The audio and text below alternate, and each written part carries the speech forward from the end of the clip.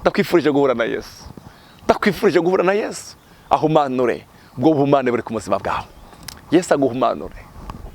Haleluya. Ndakwifurije guhura na Yesu, Yesu aguhumanure pe, Yesu aguhumanure. Ndakwifurije guhura na Yesu.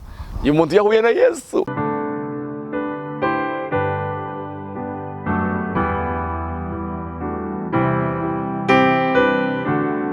Shalom. Amahoro ya Kristo Yesu aganze imitima yanyu. Ndabaramukije, ndabifuriza ubuntu bw'Imana buganze mu miryango yanyu. Reka dusenge. Turagukunda Yesu, turagushimiye ku gitondo cyiza cy'umugisha duhaye, igitondo cy'ubwiza, igitondo twiteze kubona kugira neza kwawe. Dawudi yaranditse ijambo ryiza aravuga ngo kugira neza kwawe ni kwinshi uko wabikiye abakubaha. Ndasengeye abariko baratwumviriza ngo kugira neza kwawe kwinshi mwami, wabikiye bakubaha kuze ku buzima bwabo. Urakoze, icubiro garukire mu izina rya Yesu. Amen. Bavandimwe turabashimiye cyane. Ngene muramukurikirana ijambo ry'Imana ducisha kuri CANAAN TV. Muri kumwe na Evangeliste Patrick. Mu zukuri turabashimiye cyane, Imana ibaheze umugisha mwinshi.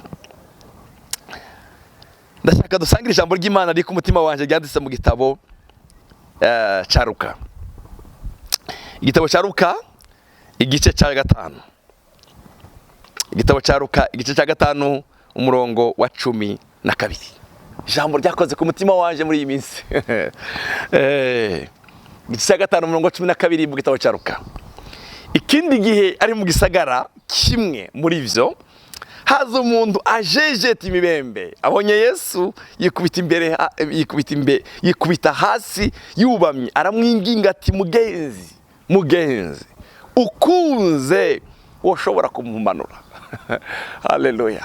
Uyu muntu yabwiye Yesu ikintu atomoye neza. Yesu ukunze urashobora kumumanura. Reka ndagusengere muri no jambo ndakubwire ngo ubuhumane bwose ari ubw'imwemu ari ubw'umubiri, umwami Yesu akunde aguhumanure. Urashobora kuba ufite ubuhumane mu mutima wawe, urashobora kuba ufite ubuhumane mu bwenge bwawe, urashobora kuba ufite ubuhumane, urashobora kuba ufite ubuhumane bw'icyaha kanaka. Umwami Yesu aguhumanure icyo cyaha, umwami Yesu agukureho ubwo buhumane. Haleluya. Uyu muntu yari afite ubuhumane bw'imibembe igaragara. Urashobora kuba nawe ufite ubundi buhumane mu mubiri wawe, mu mwemu yawe, mu buzima bwawe, cyangwa ubuhumane bw'indwara. Ndatuye rino jambo ku buzima bwawe. Yesu aguhumanure. Uyu muntu yabwiye Yesu ngo nimukunze. Sifa kwa Yesu Masiya, uyimidiwe milele daima. Nimukunze urashaka kumumanura. Umurongo wa 13 Yesu amubwira ijambo ryiza. Kandi ndakwifuriza ngo nawe Yesu ari kubwira. Ndakwifuriza ngo Yesu akubwira ino jambo. Aramvura ukuboko, amukorako ati ndakunze humanuka imibembe icimuvako. Yesu aramubwira ngo ndakunze humanuka. Arambura ukuboko kwe imibembe imuvako. Haleluya. Reka nawe ndagusengera ndakwifuriza ino jambo. Umwami Yesu akunde agukundire aguhumanure ubwo buhumane buri ku buzima bwawe, ubwo buhumane bwose buri ku buzima bwawe. Umwami Yesu agukundire yongera agukundire. Yesu yaramubwiye ngo ndakunze humanuka, ndakunze. Haleluya. Yesu ndakunze humanuka. Haleluya. Ndakunze. Umurongo wa 14 Yesu amubwira ikintu. Haleluya.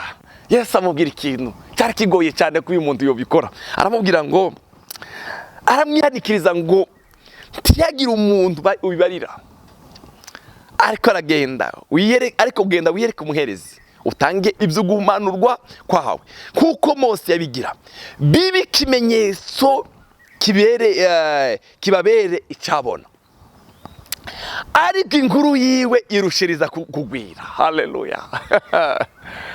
Haleluya. Ishengero ryinshi rikoranira kumwumva no gukizwa indwara zabo. Haleluya. Ariko we yigunga mu bugaragwa asenga. Amen. Yesu abwira uyu muntu urakize mugabo ntiyagira ubwira ko mugabo se nawe atari kubabwira. Bari basanzwe bazi ko ari umunyamibembe, bari basanzwe bamuzi, bwarakeye umunsi umwe bahura na Yesu.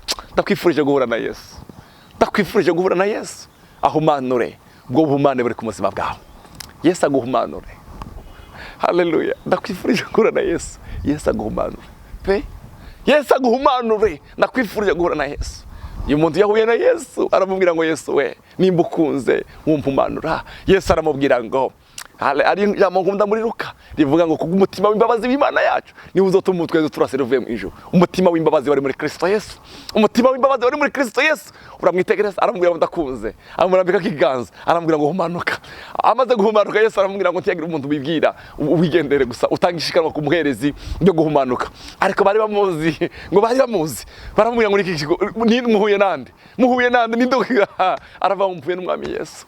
Oh haleluya. Ndakwifurije guhura na Yesu, ahumanure iyo ngwari igwize mu gihe kirekire, ubwo bumuga, ubwo ukumerewe, ubumane bw'impemu, ubumane bwo mu mubiri, ubwo bumane bw'ingeso yakugoye. Hura na Yesu. Ndakwifurije guhura na Yesu aguhumanure. Oh haleluya. Ngo abantu benshi ngo bariruka kuri Yesu. Amen, amen. Abantu benshi ngo bariruka kuri Yesu. Bariruka kuri Yesu. Abantu benshi bariruka kuri Yesu baje kumuraba. Ariyo abahungu hano muri kino gice. Umurongo wa 18, 5:18. Maze haza abagabo bazanye ikimuga bagiteruye mu nderuzo, barondera ingene bocinziriza ngo bagishira imbere yiwe. Babuzeho bogicisha kubw'ishengero, burya hejuru kunzu bagicisha mu mategura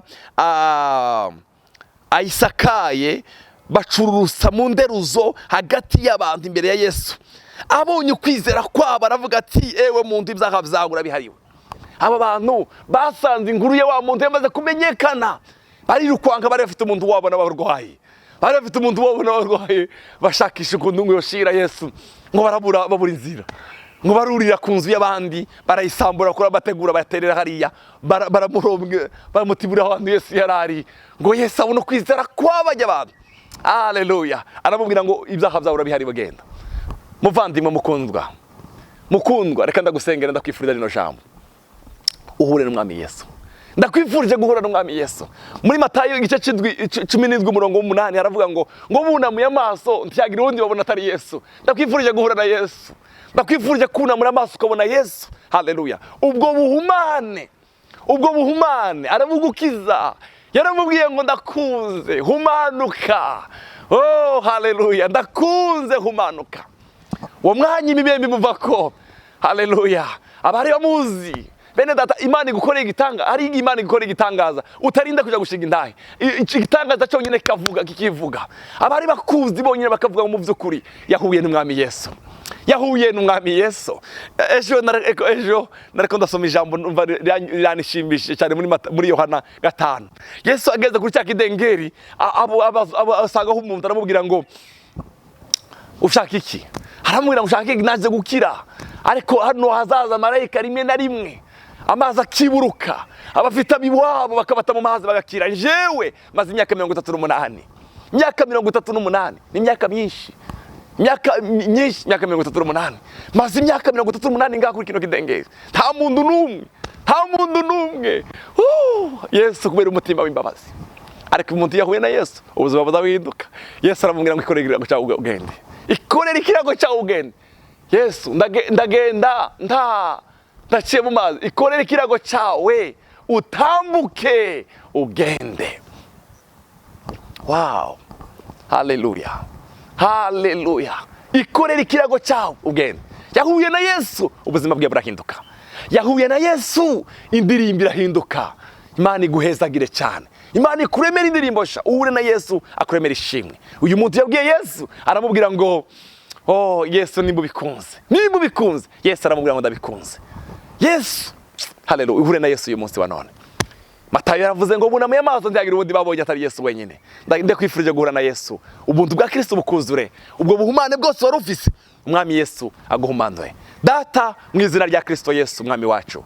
Uyu muntu yahuye nawe, ubuzima bwe burahinduka. Naje ndasenze ngo guhumana kose kwari ku mubiri wiwe, kwari mu mpemu yiwe, guhumanuke kumuveko mu izina rya Yesu umwami wacu. Urakoze, icubero ugarukire mu izina rya Yesu umwami wacu.